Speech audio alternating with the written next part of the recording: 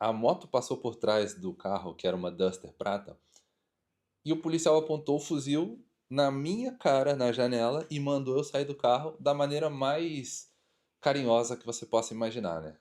Olha a dor de cabeça que eu ia ter que passar, gastando dinheiro com advogado, tendo que passar tempo em delegacia, correndo o risco de ser fichado. Tudo isso por estar num local, na hora errada, em circunstâncias erradas. Esse estresse do dia a dia do Brasil, esse medo constante de se eu entrar no local errado, se eu estiver na hora errada, se eu andar à noite sozinho, se eu sair de um local e não tiver Uber, não tiver táxi, se o bandido entrar na minha casa, se o funcionário da minha empresa roubar, não sei o quê. A pessoa não tem corpo que aguente uma vida inteira assim. As pessoas no Brasil chegam com 50, 60, 70 completamente acabados. Eu acho que existem pessoas que podem assistir esse vídeo e se sentirem desafiadas o suficiente para tentarem uma vida num outro país, viver uma vida melhor. Como vocês podem ver, estou em Portugal, mas o vídeo não é sobre Portugal. O meu canal não é sobre Portugal, na verdade, o meu canal é sobre viver fora do Brasil. Como vocês sabem, eu já vivo fora do Brasil há quase 15 anos, vivi muitos anos nos Estados Unidos e optei por viver em Portugal por uma razão de estratégia, de carreira e de outras coisas que eu almejo em Portugal. Mas você que está no Rio, você que quer viver uma vida melhor, assiste esse vídeo até o final, que eu tenho certeza que você vai entender que o problema do Brasil é muito maior do que simplesmente crime. Aconteceu uma coisa comigo no Rio de Janeiro, uns tempos atrás também, na qual eu estava na Ilha do Governador, eu fui fazer um serviço que eu tinha que supervisionar lá de uma entrega de umas mercadorias de container. E, para quem não sabe, eu trabalho com logística internacional, trabalho com comércio exterior, importação e exportação. Então, eu fui fazer a supervisão dessa entrega e na volta, naqueles viadutos ali um pouco antes de você sair da ilha, o trânsito já estava todo engarrafado. E eu simplesmente parei o carro, fiquei esperando o trânsito ir, não tinha muito o que fazer. E eu notei que tinha uma blitz lá na frente e que vinha uma moto com dois policiais, um deles com um fuzil na mão. E eu fui percebendo que eles iam passando entre os carros, e quando ele chegou perto do meu carro, na verdade não era o meu carro, era o carro do meu ex-sogro, porque eu já estava para sair do Brasil novamente, e a moto passou por trás do carro, que era uma Duster prata, e o policial apontou o fuzil na minha cara, na janela, e mandou eu sair do carro da maneira mais carinhosa que você possa imaginar, né? Do estilo do policial carioca. E eu, obviamente, assustado com aquela situação, coloquei as mãos pra fora do carro pra abrir, pra eles perceberem que eu não estava tentando pegar uma arma nem nada. E saí pra fora do carro e eles mandaram eu ficar no capô do carro pra poder me revistar. E eles me perguntaram, provavelmente durante um período ali de 15 minutos, as mesmas perguntas repetidamente, só que em sequências diferentes. E basicamente era onde é que você estava, o que você estava fazendo, qual é seu nome, de quem é esse carro. E eles pediram para revistar o carro e eu quis que eles revistassem o carro com eu olhando. Eu não queria que eles fizessem aquilo sozinho para ninguém jogar nada do carro nem nada, eu não sabia nem o que estava acontecendo.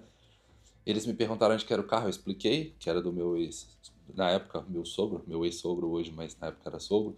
E eu mostrei a documentação do carro, falei, ó, se quiserem ligar para ele, mandar ele vir aqui, tá tudo certo, não tem nada errado. E eles continuaram perguntando as coisas, e isso com um fuzil apontado para mim. Um deles e o outro me revistando. E depois de mais ou menos ali 15 minutos das mesmas perguntas, eles finalmente me explicaram que aquilo era um mal entendido, porque tinha uma viatura, tinha um carro igual o meu carro que eu tava, com as mesmas cores, com as mesmas rodas, com um motorista identificado como um cara alto, branco, igual a mim, que estava assaltando muitos lugares ali na região e que eles tinham certeza que deveria ser o meu carro. Só que ao contrário da descrição dos bandidos, haviam mais pessoas dentro do carro e no meu tava só eu. Então eles estavam tentando entender se eu de alguma forma tinha participado de algum crime, se tinha alguma coisa assim onde eu deixei pessoas em outro lado e tava só dirigindo o carro. loucura. E vocês imaginam a minha cabeça tentando ali, né, tipo, explicar pros caras com medo, nervoso, sem entender o que estava acontecendo. E aí eles foram me explicar, eles pediram desculpa pelo que tinha acontecido, depois de, né, ter colocado um fuzil a 1 metro de distância da minha cara e ter ficado ali me revistando e me coisando durante 15 minutos. Eles falaram, pediram desculpa e disseram que eu podia seguir. E me explicaram que provavelmente na próxima blitz da frente, quando a polícia visse o meu carro, eles iam fazer a mesma coisa. Eu falei, cara, pelo amor de Deus, passa um rádio pros seus amigos aí, fala com o que você tiver que falar e pelo amor de Deus, cara, eu não posso correr o risco de alguém me confundir com bandido ou sei lá com o quê. E aí eles falaram que iam tentar falar com os caras pra avisar. E graças a Deus, na outra ninguém me parou e eu consegui seguir pra casa. O ponto que eu quero falar aqui pra vocês é o seguinte. Assim como naquela situação que eu entrei numa favela e eu tive o livramento, eu tive um milagre de não acontecer algo pior comigo, eu acredito que foi outro milagre, foi outro livramento não ter acontecido algo pior nessa situação na qual a polícia me parou na rua. Eu poderia ter cruzado o meu caminho com policiais corruptos, mal intencionados, que poderiam ter jogado coisas dentro do meu carro.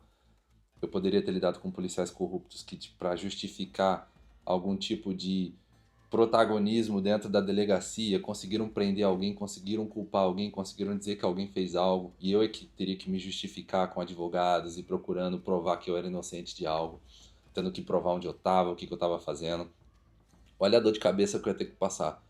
Gastando dinheiro com advogado, tendo que passar tempo em delegacia, correndo o risco de ser fichado. Tudo isso por estar num local, na hora errada, em circunstâncias erradas, que de alguma forma se assemelha com o que aconteceu na favela, só que numa perspectiva diferente. E o ponto que eu quero falar com vocês aqui é: não dá para você viver uma vida numa cidade, num estado, num país, na qual você está preocupado o tempo inteiro com o que vai acontecer com você. Vocês conseguem entender isso? A parte crítica aqui é que você fica o tempo inteiro fugindo do caos, fugindo do problema, fugindo do azar, assim a gente pode dizer. Porque no Rio de Janeiro, se você estiver na rua com o eletrônico mostrando e for assaltado, as pessoas da sua família e seus amigos falam: ah, mas também deu mole, né? Ó, tá andando de telefone na rua. Você tá errado em usar aquilo que você pagou para ter. Uma mulher vai andar com uma roupa, às vezes, um pouco mais. Que tá um pouco mais reveladora, que tá um pouco mais coisa. Aí alguém vem e faz uma maldade, a culpa é da menina também. A culpa não é, tipo, do criminoso.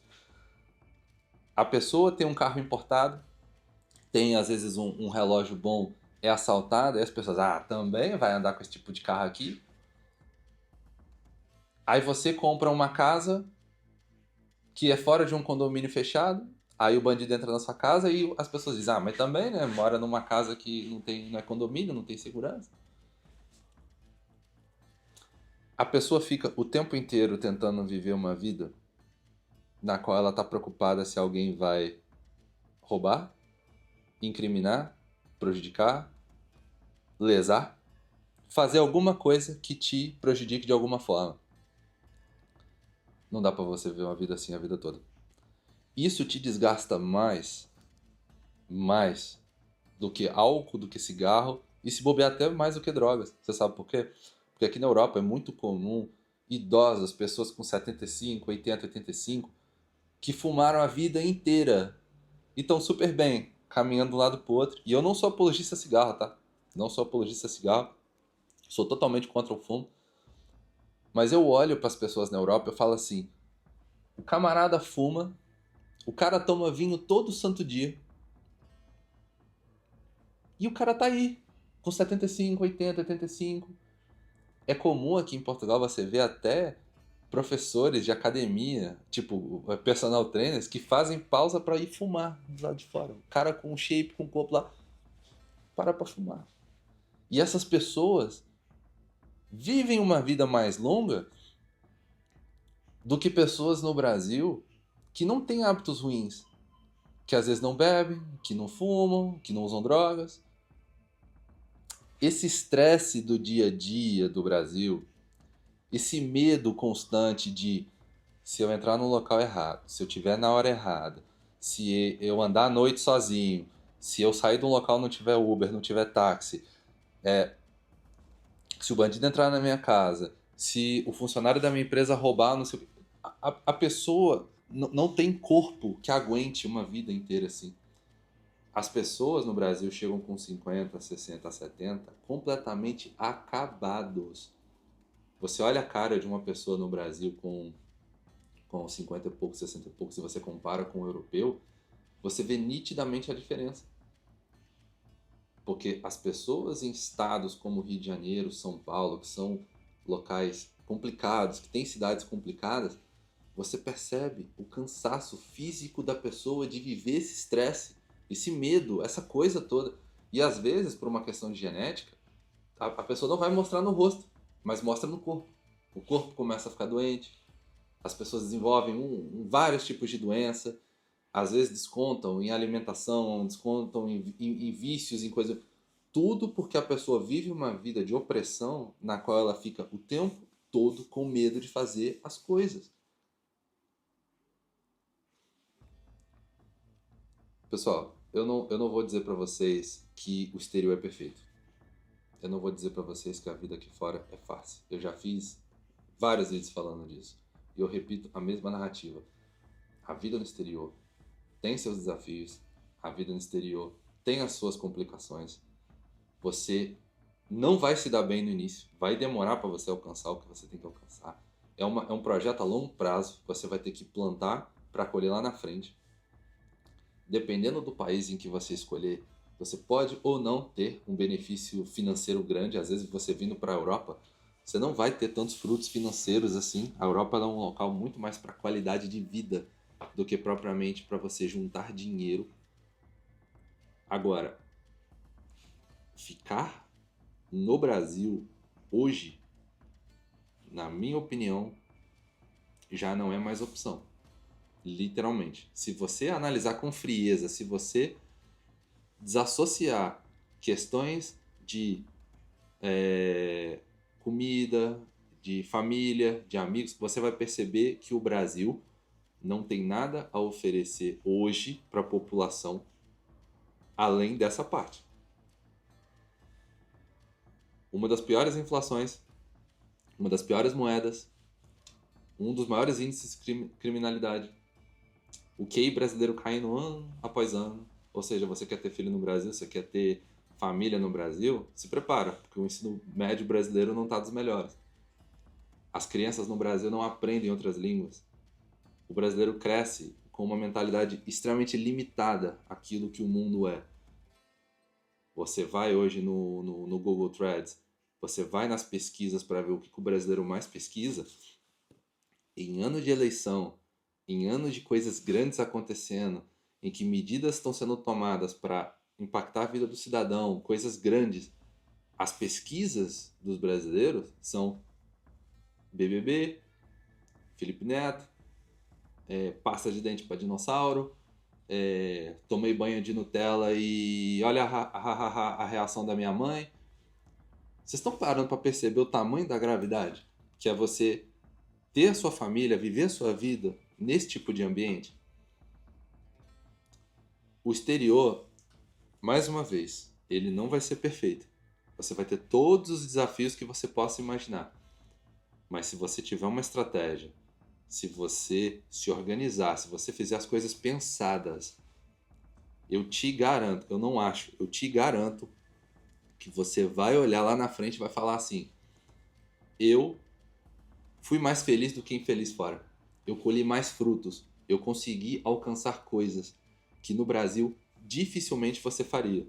É óbvio que toda exceção, toda regra tem uma exceção. Então, mesmo que a maioria dos brasileiros consiga alcançar coisas fora, vão ter situações de pessoas que não vão se dar bem, vão ter situações de pessoas que vão passar por infelicidades, que assim como eu no Brasil tive esses azares, vão ter azares fora do Brasil também. Mas a maioria das pessoas que sai do Brasil consegue no longo prazo ter uma vida melhor. Isso quem está dizendo só não sou eu, são os números, é só vocês pesquisarem. Pesquise a quantidade de gente que sai do Brasil e a quantidade que retorna.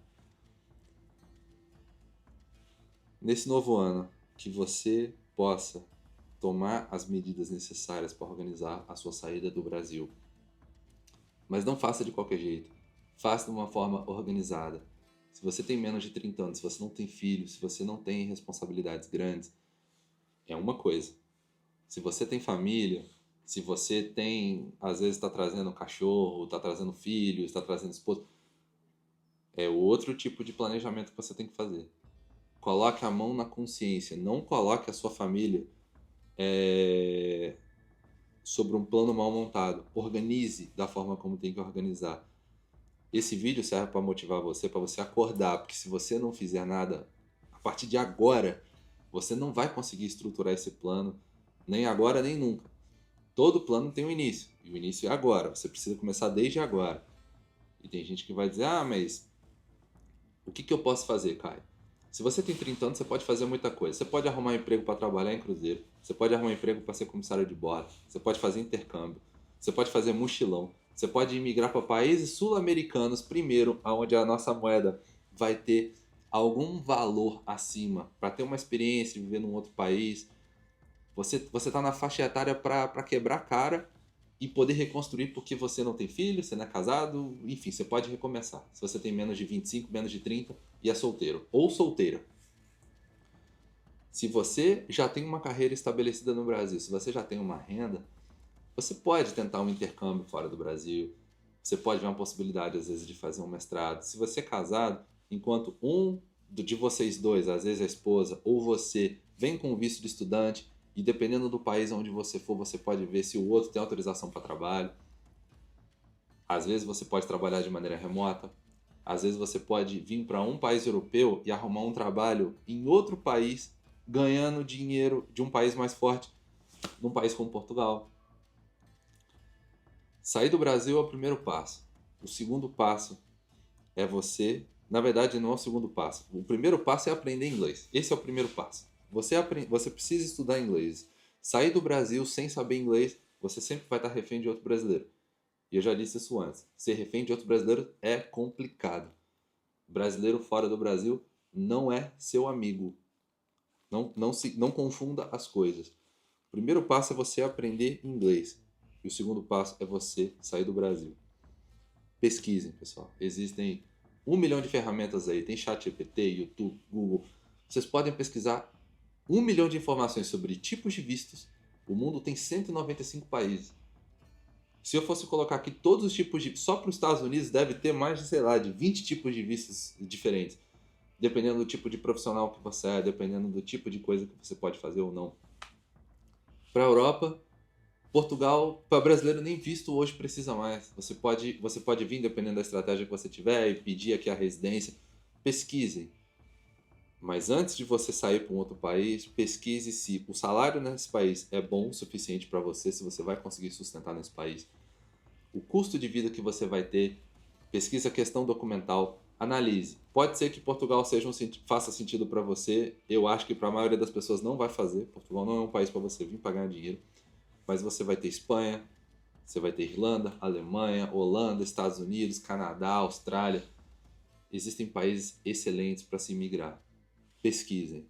Não fiquem refém da sorte num lugar como o Rio de Janeiro, como o Brasil, porque eu tive a sorte, outros não tiveram. E infelizmente, o próximo pode ser você. Então, é isso. Se você gosta desse tipo de conteúdo, se inscreva nesse canal, fique ligado, que em breve teremos mais, tá bom? Muito obrigado, pessoal. Até a próxima.